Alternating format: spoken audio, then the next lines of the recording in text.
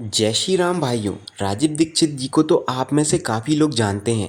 उन्होंने भारत को आत्मनिर्भर बनाने के लिए काफ़ी प्रयास किए और इसी प्रयास में उन्होंने किसानों की आय बढ़ाने के लिए भी कई तरीके बताए थे। उन्होंने खेती करने के लिए कई बातें बताई थी जिन्हें हम प्रैक्टिकल लेवल पे करेंगे। सबसे पहले उन्होंने जीवा अमृत बनाने के बारे में बताया था, जिसे उन्होंने कहा था कि अपने खेत में उपयोग करें।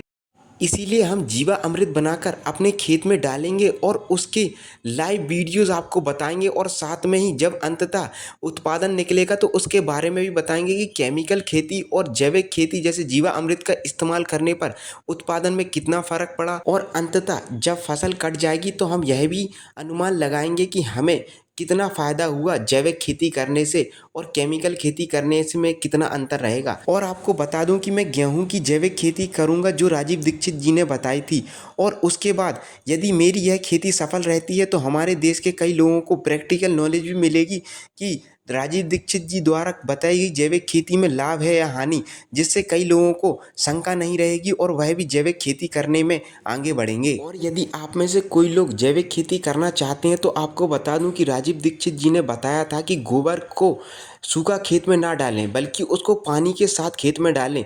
आपको बता दूं कि आपको अपने खेत में सिर्फ गोबर नहीं डालना है। यदि आप 1 एकड़ खेत में खेती करते हैं तो आपको 1 एकड़ के लिए 10 किलो गोबर, 10 किलो गौमूत्र,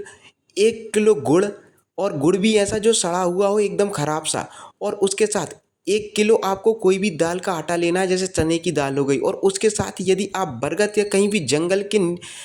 के अंदर से आप यदि मिट्टी लेके आ सकते हैं तो वह और भी ज़्यादा उत्तम रहेगा। और इन सब के मिश्रण को ही हम जीवा अमृत बोलते हैं। और राजीव दीक्षित जी ने जो सब यह बताया है वह कहीं ना कहीं हमारे हिंदू ग्रंथों से लिया गया है, क्योंकि इन सब के बारे में हमारे हिंदू ग्रंथों में भी काफ़ी ज़्यादा चर्चा की गई है, जिसके बारे में मैं आने वाली वीडियो में बात करूँगा।